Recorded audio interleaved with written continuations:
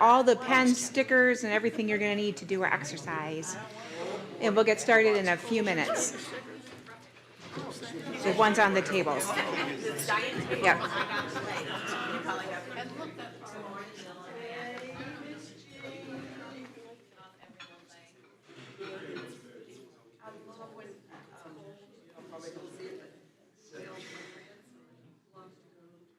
We're going to give everybody one more minute just to get. Totally take your time. Yeah. Take your time.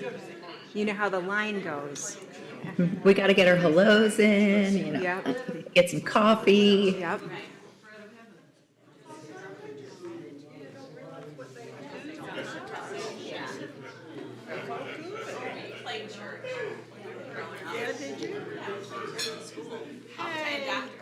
Yeah, yeah, in school, yeah. Church, school, and doctor. Yeah. Yes. Maureen, I was just saying that Wells, grandson Wells, when we would go to St. Margaret's Chapel after communion, and he wanted to be the priest and give me the bread. Yes.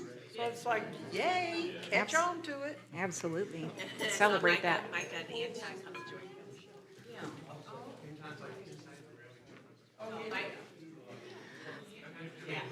We're ready now. So welcome, everybody. We have a special guest on forum today. As I mentioned during my sermon, Loren Dixon is the director of RenewalWorks at Forward Movement.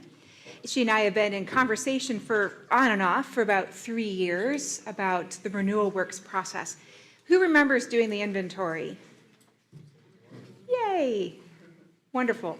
So I don't probably need to explain what it is. We've done it twice, but we're going to be diving into what our results told us about us in this last round of the inventory and kind of what kind of directions we've seen from one result to the next. So I don't want to take any more of our time. I'm going to have Loren join us and tell us all about us. Thanks, Loren. Good morning. Am I up on the screen? You're on the screen.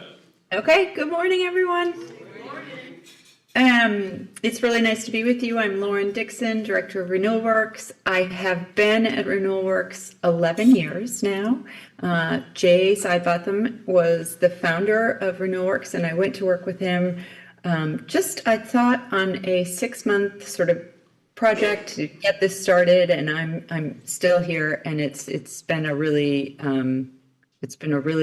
fun and fulfilling job. So I'm very happy to be with you all this morning, and particularly to talk about Christ Episcopal Church.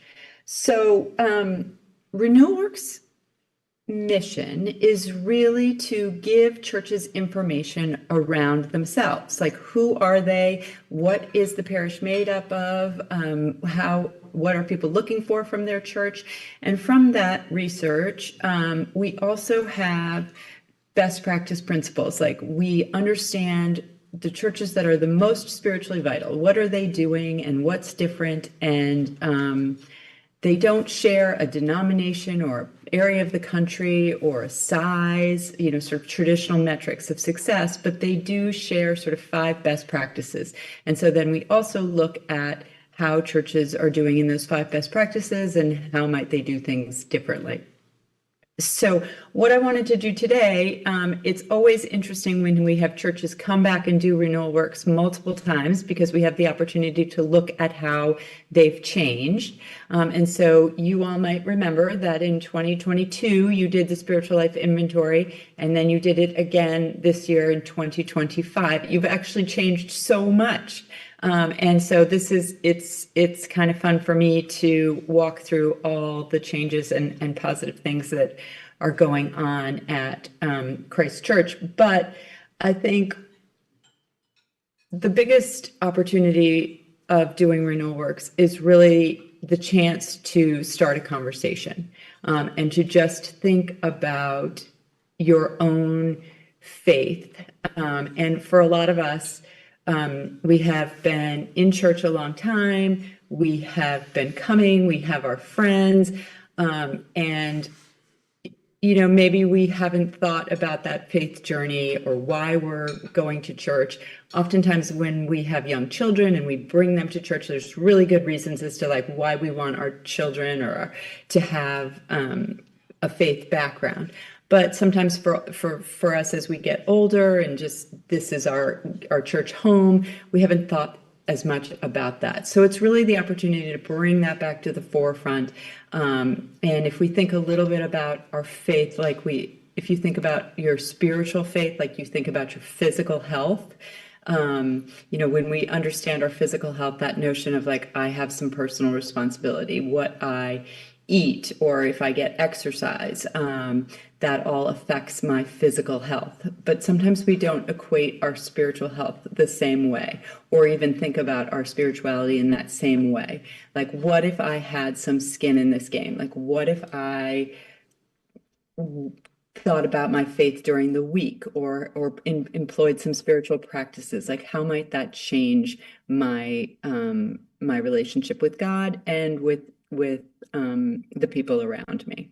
So that, I think, is the opportunity of RenewalWorks, is to sort of crack open these conversations. They're not conversations that we typically have, or most Episcopal churches typically have, but people usually really like it. So I'm going to go through the report with you all today, and then at the end, you have a handout in front of you, and it's a little exercise that I thought we would do at the end. We call it the dot exercise, and it's basically the basic tenets of the Episcopal faith, and you all are going to choose the 5 that are most important to you, and then that'll be the red stickers, and then the 5 that you would like to know more about.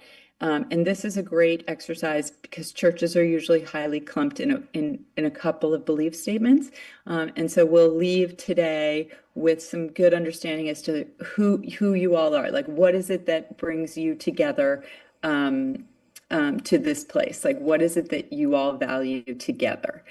So that's how we'll end today. And all right, I am going to share my screen, and I'm getting a little glare. I'm thinking I should maybe just shut my blind.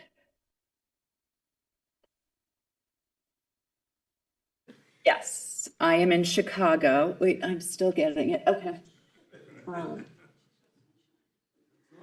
Yeah, I'm outside of Chicago. Oh, I don't know what it is. Okay, we're just going to go with it.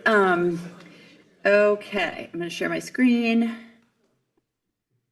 Can you all see that? Yes. Okay. All right. So this was the data report. And we've done this twice. And so we did 2 different data reports, and then we actually did a comparison report. And so I'm going to show you just a little bit.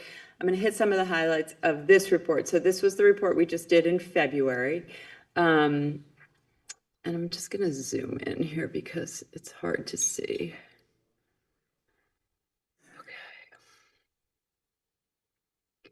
Okay, so the first place that I look is the demographics. So we know that 71 people responded to the spiritual life inventory for you all, and that was a 42% response rate from a Sunday attendance of 170. You're slightly smaller than when we did it in 2022, but still a good response rate that we feel like statistical accuracy. So 86%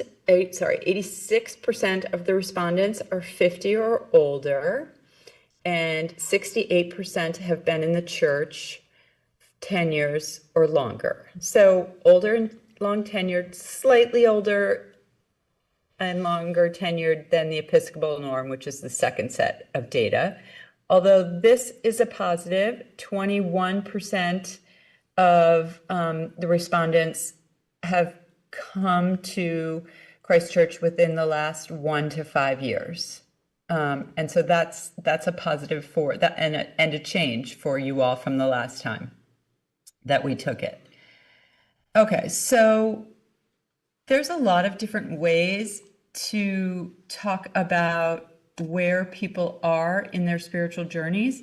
The methodology that RenewalWorks uses is around this continuum, is around the notion of there are 4 stages of maturing in spiritual growth. And the way we define spiritual growth is growing in love of God and neighbor.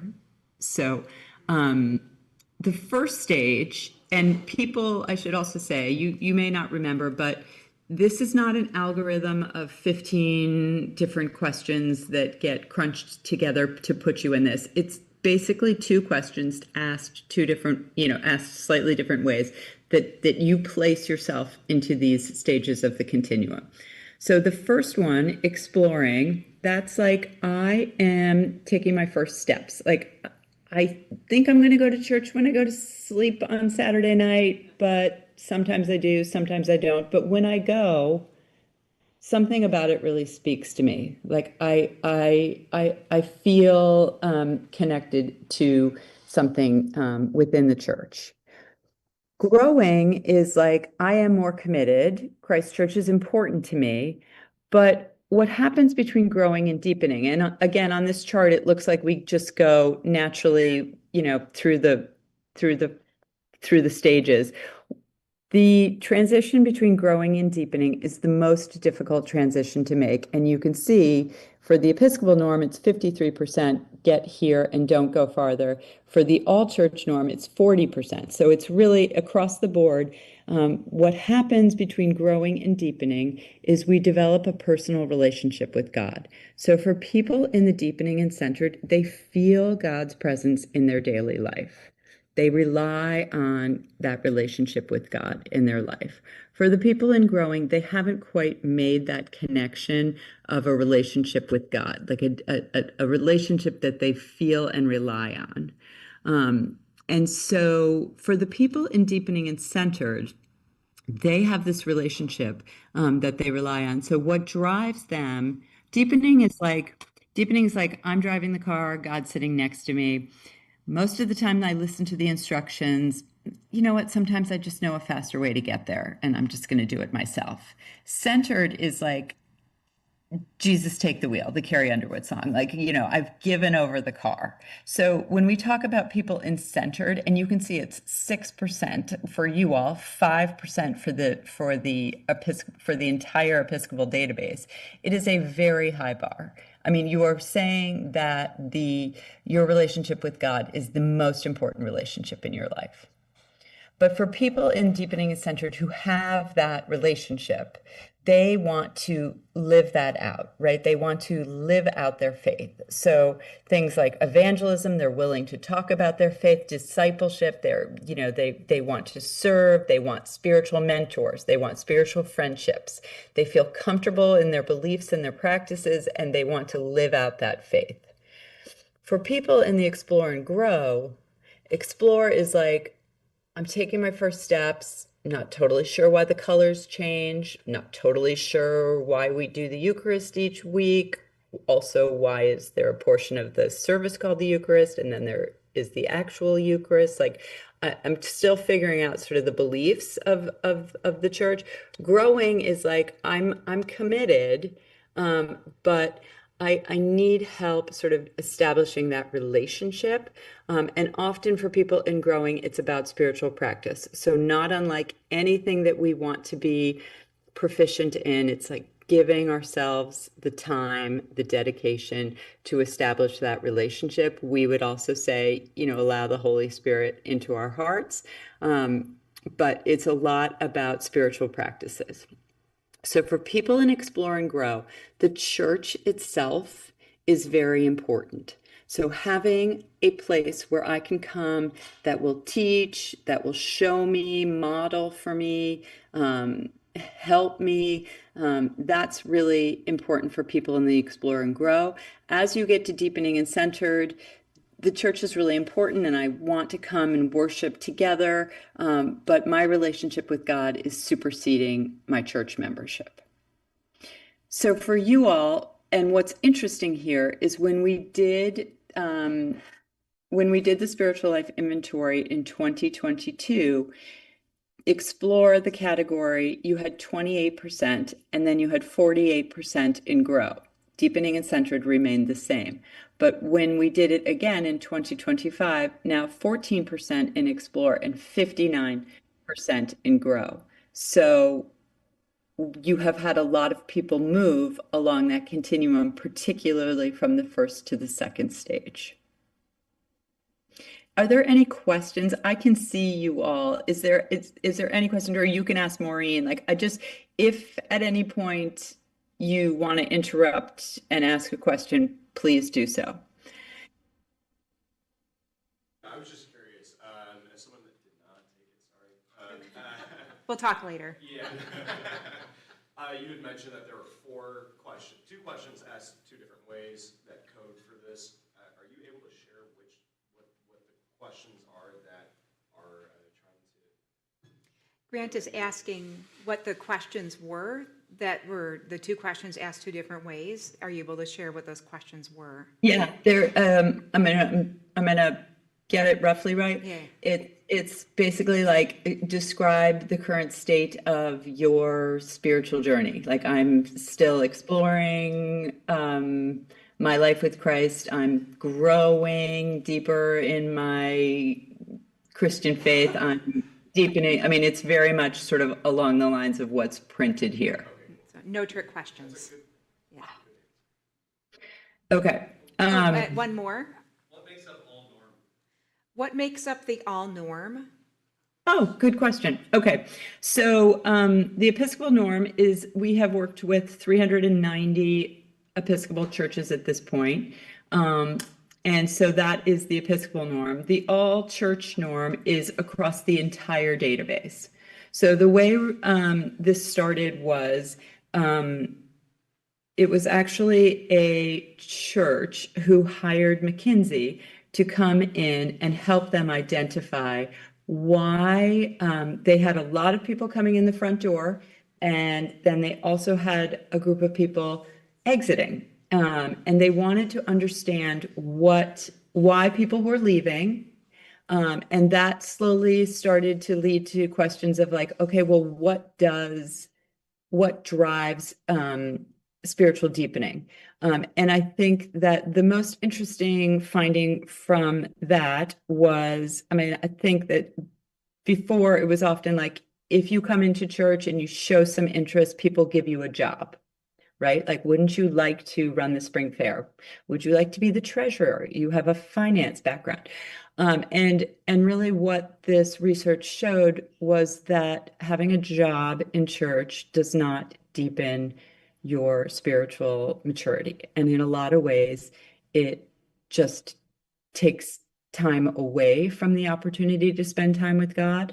And so that kind of just opened up a lot, it was like, okay, let's just dig in more to this and try and figure out what actually drives people in terms of deepening a relationship with God. And so that is actually how the research around RenewalWorks started. What happened was Jay, about 14 years ago, started looking at this as an example of how other churches do things that might give him some ideas as a rector for his Episcopal church. And then what he found was that some of it, sometimes the language around it it was just too different. And so he really dug into, okay, as for Episcopalians, what is it? Like, who are we? And so that's why you have this all-church norm, and then you have the Episcopal norm. So the all-church norm is like 31,000 participants across all denominations. It's spread very similar to how denominations fall within the United States, although I will say that it is slightly underrepresented for the Catholic Church. Okay. Thanks, Loren. Yeah, no, I'm perfectly happy at any point. Just raise your hand and Maureen can. If you raise your hand, the mic will come to you. So.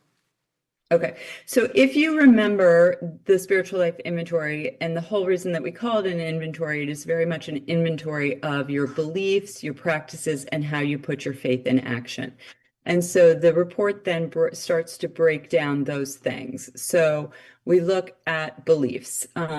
For example, and you can see grace, the Trinity, the role of the Trinity, Scripture, and you can see it goes on.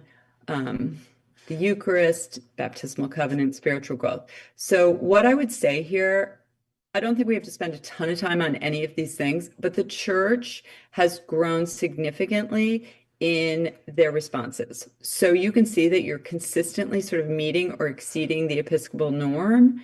That is different from the last time we did it. It was much lower. One thing to note, after I just said we weren't going to, big jump in the notion of grace, that notion that God loves me unconditionally and nothing I do or say or nothing I have done earns that love. Also a big jump in Eucharist and yeah. What are the three lines that we see? The green bar, the black bar, and then occasionally another light green bar. So there's the band, the light green band, and then the dark green bar and the light green bar. Lauren, what are they? In case people Yeah. can't read it. Okay. So if we look at grace, 54% of the respondents from Christ Church strongly agree with that statement. That is higher than the Episcopal norm of 47%, although slightly lower than the all-church norm of 66%. In the places where we don't have an all-church norm, like the Eucharist, we only show the Episcopal norm. And the reason we don't have that data is because the communion is not as central in every denomination. So they don't get those questions. Correct. And what we have done since we have started working specifically on Episcopalian churches is we have sometimes added to the spiritual life inventory. So in the case where we don't have enough data we have enough data for the Episcopal norm, but we don't have enough data to compare that against the all church, we don't give you that. Okay, so the other place I just want to stop for a minute is spiritual growth. So I believe we are called by God always to be moving deeper in our faith and making a difference in the world. So this number has increased a lot from the last time as well. And I think that that's a positive thing because that's very much what we're talking about here today, this notion that we're all on a journey, how we move deeper. Our faith is not in the same place that it was maybe 5 years ago, maybe even 3 weeks ago, but how we continue to challenge ourselves to move deeper and make a difference. I also want to just point out interfaith conversations here. So typically what happens with each of these belief statements is if we break it down between the 4 stages of the continuum, the people in Explore have a lower percentage. So there may be like 5% strongly believe that statement. Then you move to the Grow group, they're like 30% strongly believe that. As you move to deepening, it gets to like 70%, and typically centered is somewhere close to 100%. So as you move along the continuum, your beliefs deepen. What's interesting about interfaith conversations is this is one of the only belief statements where for people in the Explore and Grow, they are reporting that this is important at a much higher percentage. So like 70% of people in the Explore and Grow will say that interfaith conversations are important. And I point that out because it's an interesting place. If this is so important to people across all stages of the continuum, I think it offers an opportunity for Episcopalian churches. So it's interesting. Like I need to know my faith, right, beliefs if I'm going to understand someone else's faith beliefs and how we're different and similar. So There's a slight difference in how you put it.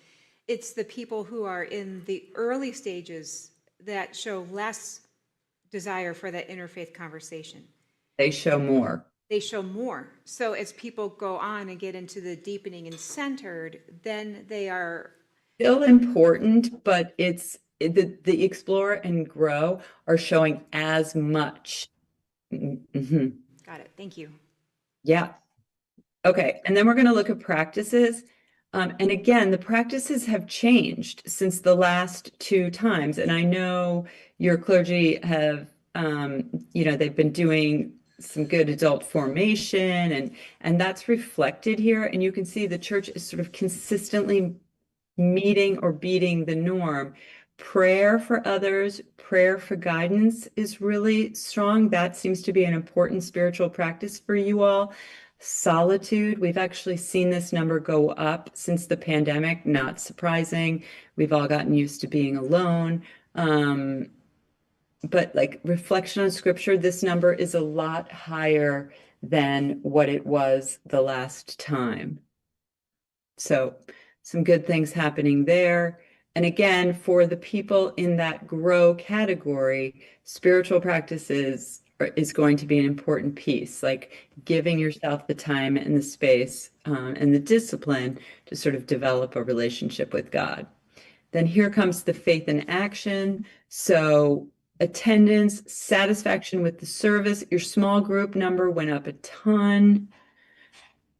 Spiritual friendships, all of these are up. And you can see that actually serving is, and serving those in need on my own. We are Episcopalians. This is a key characteristic for who we are as Episcopalians. We are committed to serving. That's an important thing for us. It's actually one of the only places where the Episcopal norm is higher than the all church norm. And again, we're seeing good growth there from you all. So this asks a very specific question. How satisfied are you with the church's role in supporting your spiritual growth?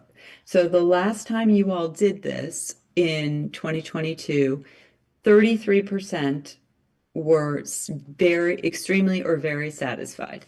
Now 59% are saying that they are extremely or very satisfied. That's an enormous change. And you can see that you're actually higher than the Episcopal norm and the all church norm. What's also interesting is the last time you did it, your explore and grow were the least satisfied. And now you see that that has also come up. So I think I think that your clergy and the leadership have put some things in place, and you all seem to be responding to that. Now, this is the opposite of the last page. So these people are actually saying, I am dissatisfied with the way the church is supporting my spiritual growth. And again, it's a small number, it's 13. So we're not going to, we're going to take that into account as we look at it, but what I do when I look at these reports is you continue to look at the data points and sort of staying at the 30,000 foot level, like where do they continue to point you? So for me, this is really interesting because the 5 priorities have really changed from the last time that you did it. So the last time that you did the spiritual life inventory, the priorities of the dissatisfied were things like, I want to belong. I want worship that's challenging and thought-provoking. I want to be empowered to serve. I would like clergy and lay to model and reinforce. So now the priorities are, I want an opportunity to grow spiritually through relationship with others. That's really what we've kind of been talking about here, and that you're seeing that that's the number one priority for these 13 people. I want clergy and lay to model and reinforce. Again, if you're in those first 2 stages, you need help in trying to figure out how to do this. Use and develop my spiritual gifts, inspires the use of the Book of Common Prayer. That's not just like, this is my first day in church. This is like, okay, I'd like to dig in a little bit more to what it means to be an Episcopalian. And number 5, helps me develop a relationship with Jesus. You don't see helps me develop a relationship with Jesus. Again, that's like just the wording of that. That is not someone who's like coming to church for the first time. So for me, when I look at the priorities of the dissatisfied, it's showing an increase in maturity than the last time. So we've been looking at this report, and if you remember a couple weeks ago, our forum topic was how to use the Book of Common Prayer in Sunday worship. So when we talk about, is this like, does this data help us? Yes. So thanks to people who will all be honest and tell us not only what they're satisfied with, but also what they're dissatisfied with. So, Okay. So what we also do is churches are, first of all, I think one of the things that I should have said at the beginning is I think it's really important that none of this report is in any way evaluatory. It's meant to provide information as to where the church is currently so that you can all make decisions around what formation resources you want to do, what activities you want to focus on, right? The idea that we can't do everything, so let's do things that um, are really helpful to people in where they are. Sometimes I've worked with churches, and they'll have like 0% in centered. I actually just had a church that had 0% in centered, and we did the data call, and they were just so bummed that the rector, not even the rector, showed up in centered. And I said it's really missing the point of this. The idea isn't that, 100% have to be in centered and then you get a gold star and you just can put this up on a shelf and you don't have to do RenewalWorks. The idea of this page is to say that if 100% of the congregation placed themselves into centered, what they would need to go forward, because we are always called by God to be moving deeper in our faith and making a difference in the world, what they would need would be entirely different than if 100% of the congregation put themselves in exploring. congregation that was 100% centered, where's everybody else? Time to grow, right? And bring in people who are exploring and growing in their faith. Yeah. I mean, and you can see you're not that different than the Episcopal norm at this point. And we like to say like the Episcopal Church, like we're rooted and restless. So the rooted is like the majesty of the liturgy and the tradition and the beauty of the service. The fact that we're a large tent and, we can all sit together happily. We don't all have to believe the same things, but we coexist together. But sometimes like the magistry and the liturgy and we even just the words that we use in my church, the front entrance is called a narthex, and so all the time we're directing people to the narthex, and it's like, what does that even mean? So I mean, some of I think the beauty and the rootedness of the Episcopal faith is a special piece of it, but we're really good at the rooted part. Are we challenging ourselves to the restless part? And again, that's just the opportunity of RenewalWorks, like the opportunity to open that conversation around that. How you do that and why you do that is entirely up to you all. Yep. So the data that you are showing us shows that we're basically doing a good job here, so that's good. Do you see the same type of results along the whole spectrum of the data that you're getting both in the Episcopalian churches and in other churches from basically the time that you had the COVID outbreak to now? Is it similar trends, or are we one of the minority trends? Yeah, no, what I would say is I think that the reasons, so churches do RenewalWorks for a lot of different reasons. Sometimes it's a rector search, sometimes it's like, they just want information around formation, whatever it is. But I would say before COVID, churches were looking a lot at like, oh, I'd like to know what other denominations are doing. I think, with COVID, 40% of the church walked out. And then you're starting to see that come back, not totally, but about 90% of churches sort of report that they're back to sort of regular average Sunday attendance levels. But the makeup of the church is different. And so what we see a lot of churches now coming to RenewalWorks for is to be like, I would like to get a pulse on where my people are now, because we've just sort of been through this pandemic, and which is not an answer to your question. I think the trends are the same across the board. I mean, I think some of the things that we're seeing anecdotally, like solitude, the database is so big at this point that to move the database takes a lot of information, a lot of data change. And so the statistician who we work with, like, he doesn't like to make big statements yet because we don't have that much information out. But yes, I think we're seeing that across the board. All right. Okay, I just want to spend oh, it's 9, okay, 10:50. So, okay, this I'm just going to talk about quickly. So this is the spiritual vitality index. So sometimes churches are like, okay, we get who we are. We have a sense of what you're saying, that where we are. We'd like to just know where we stand within the whole church, or the all church database.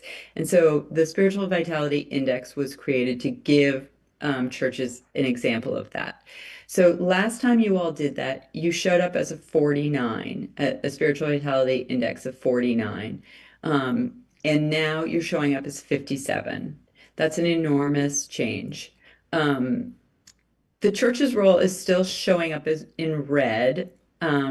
Personal spiritual practices in yellow, because again, you sort of have that big group in the second stage, so the opportunity for personal spiritual practices. But again, it's sort of, if you add that explore and grow group together, it's a lot of people who need the church to help continue to model and teach and show. But I think that that's just an enormous, enormous change. And then also, I just wanted to show you one more thing quickly, and then I was going to ask any questions. Just before you move on from that, what is the color coding of those elements mean? So the red being yellow, the church red, and the personal practice is yellow. What does that indicate? Okay, so red is like your biggest opportunity area. It's the thing that you should address first. It's like, it's important to me and I'm not totally satisfied with the way it's being done. Yellow is like a flashing yellow light. Green is like, it's a positive. And if there's no color, it's like the church is kind of meeting the mark in that area, but it's not really a positive or a negative. It's sort of average. Okay, so this is now a different report. This is sort of the tracking report that compares the two results. But I just wanted to show you that in terms of the tracking report between the two, the church has shown improvement in organized church activities, personal spiritual practices, and spiritual activities with other. You have grown in those areas compared to the last time you did it.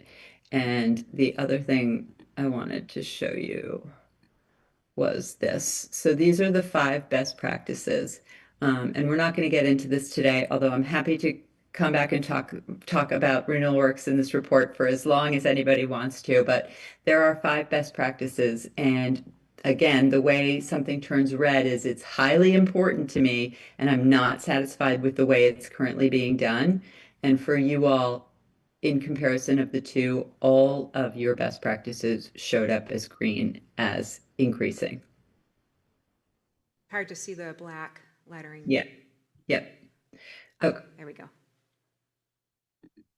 So get people moving, heart of the leader, embed the Bible, create ownership, pastor the community. So heart of the leader is in the center. It's that notion of the leadership, everyone rowing in the same direction, everyone focused in the same place, teaching, modeling, showing, also committing myself to, as a spiritual leader, like, what am I committing to in terms of my faith? How am I developing my faith and living that out in the world? getting people moving is like, okay, let's create on-ramps. And I think you guys have done a really good job of that in talking with Maureen of sort of about the things that leadership has been doing over the last couple of years, whether it's like adult formation or you've developed some new ministries. For example, her talk about like the Book of Common Prayer and how you're going to, is it like one sheet or something, like responding to the interest of people in terms of what they want to learn about, embedding the Bible more deeply into the life of the church. So what happens here is there's 5 best practices, but embedding the Bible more deeply into the life of the church is highly transformative for people in every stage of the continuum. So sometimes churches say, okay, just tell us, like, let's just do one thing. And so embedding the Bible more deeply into the life of the church is always a good idea. But I think we just need to be very mindful of who we are as Episcopalians and that we do this in a way that is true to us as Episcopalians. So, and the other thing is, whenever we say embed the Bible more deeply into the life of the church, the rector says, I have tried Bible study and no one comes. And that Bible study is a program. What we're talking about here is creating a culture that values time with Scripture. So churches that embed the Bible and make that their culture, it's things like the prayer shawl, the altar guild, those meetings start with Bible reflection, whether a rector is present or not. There's an expectation in the church that I'm going to spend some time pre-reading the readings before I come to church on Sunday. I'm just making up examples, but those are not programs. They don't take any resources and time of your leadership, but they create a sense of that this is an important aspect of our community. Creating ownership is that like I have some personal responsibility here. I have some skin in the game, and pastoring the community is serving, living out our faith. How are we serving? One thing we've seen since the pandemic, and I would say this is more specific to Episcopal churches, is it's always been important that our church is considered an important resource for the community. Now they want the church to be seen as a leader within their community. Okay, so I have talked a lot. I'm going to take questions, but then I'm going to actually turn it back to you all because I think the beauty of RenewalWorks is we kind of give you this data. You guys can hash it out, agree with it, disagree with it, let it make you think a little bit. But what we usually do is we do this dot exercise where you guys are going to take a look at in front of you are the basic beliefs of the Episcopal Church, and you are going to read through and decide the 5 that are most important to you. And you can place your 5 stickers all on one. You can put them 2 and 3. You can do 5 different, however you want to do it. But we're going to let everyone participate in that. And then we are going to see where are the places where you feel are most important. And I like this exercise because it gives a sense of, sometimes we'll say to people like, why do you come here? What is it about this church and this group of people that is important to you and pulls you?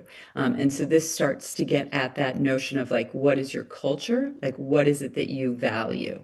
So red is for where you give your heart, what's most important to you. And then green is the opportunity to say, okay, I heard what you said. I've heard that, this notion of maybe I have a role in this. Maybe, what can the church do to help me? So the green is, here's where I'd like to know more about. Here's where I'd like to go a little deeper. And I think this is sort of the first step. I think the clergy has planned for subsequent weeks to think about, okay, let's dig into some of these belief statements and start to look at them further as a way of thinking about our faith and our community. Any last questions before we go on to the exercise? My question is, was there age considered in these thoughts? Yes. Somebody at 18 versus somebody at 65 have a different view. Age was definitely considered. It's and we have graphic on that in the beginning of the report. So it's one of the questions that you answered when you do the survey, the inventory. Jean, you had a question? No? All right. Oh, Was the demographic similar from 2022 to now? did our demographic stay similar from 22 to now in terms of age, or did it change? It did. What changed was you had an increase in the 1 to 5 years of membership. So you had new people coming in, but the demographics largely stayed the same, although the sample size was a little smaller. All right. Thank you, Loren. Yeah. It's been really great to work with you over these last 3 years. I really value our been- partnership. It's been really fun to work with you all too. It's also, I mean, I think it's really awesome to see such a change over such a short period of time. So there's obviously a lot happening at Christ Church, and you guys should all be really excited about what a vibrant community you have. So, Thank you. All right. all right. Thanks, Loren. We'll talk to you Okay. soon. Be well. Thank you. Bye. Bye.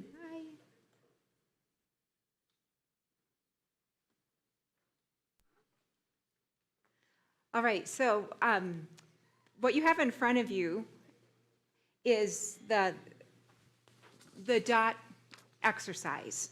And so the idea is while you're sitting here at the table to read through the beliefs and the practices. Now you're not going to say, okay, I need to pick, my top beliefs and then my top practices. Look at all 26 statements. Which one jumps out at, or however many jump out at you is like, oh, this is where my heart is. I'm really confident about this. Yes, yes, yes. And mark that, put an R on it, right? Because that's going to be your red sticker. And then when you're looking through it and you're thinking, I wish I was better at this one, whatever it is for you, put a G on that, because that's going to be your green stickers. That way you don't have to come up to the boards and read all of these things, trying to look over each other off the boards. You can figure it out on your sheets and then come up, and I'll move the boards down so they're not behind a table. So we've got pens on the tables, we've got stickers on the tables. If we run out of red and green stickers, I have more stickers. So don't feel limited. If you're like, I want to use 10 stickers, I have more stickers. And if you have any questions, just raise your hand and I'll come around and give you a hand. So we're going to eventually put our stickers Yes. up here? So yeah, you want to mark on your sheet where you're going to want your stickers up here. Okay. And you can see the 8 o'clock attendees did this already. And then next week, Father Drew and I are going to talk about where your stickers landed and talk about our beliefs and practices so we understand where we are. Is this going to be published somewhere for those of us who won't be here next week? Yes. Forum is online Okay. and can be watched later. Okay. Yeah.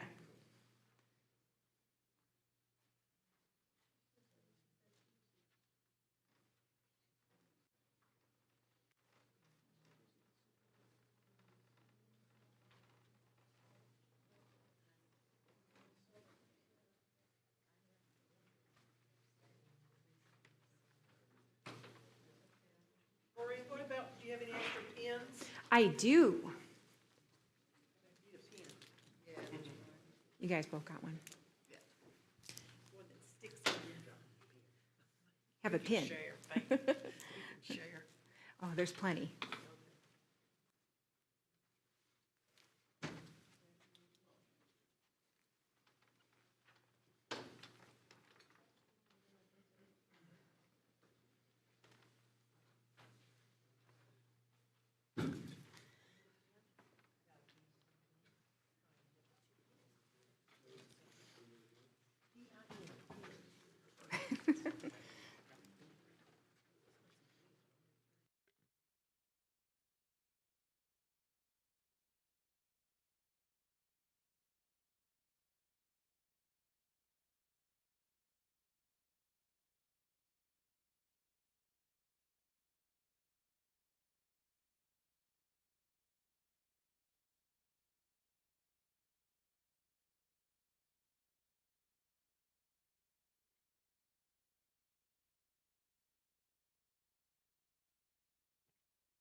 It's all good, yeah.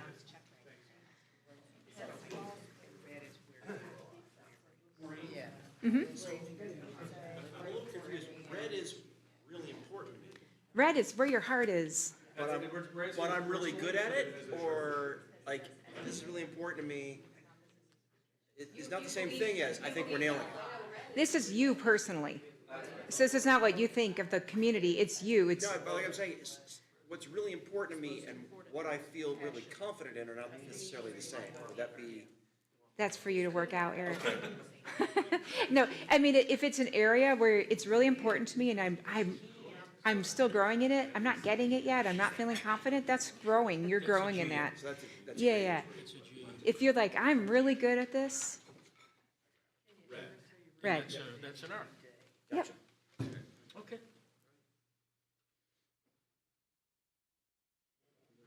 Colleen, you gotta do it. Oh, I'm gonna do it during the week. I'm Okay. gonna let them all do it. Okay. Well, I promise I will do it though.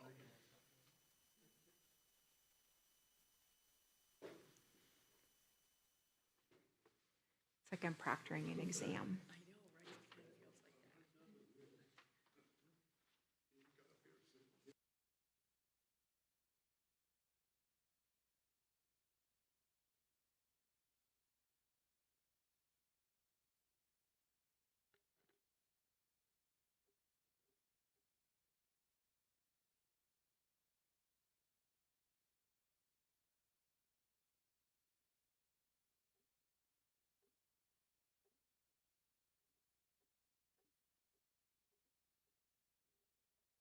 that. Yeah, I have extra stickers too, so don't be shy.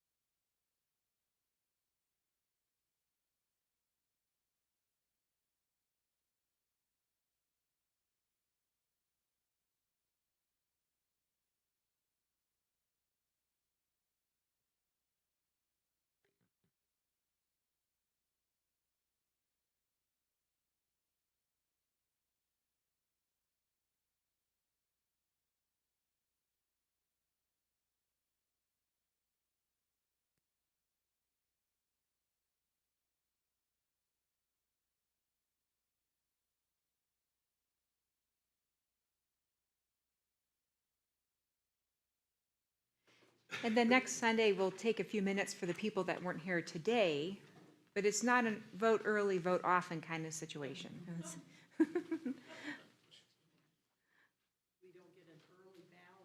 Well, you did, but you don't get a second ballot.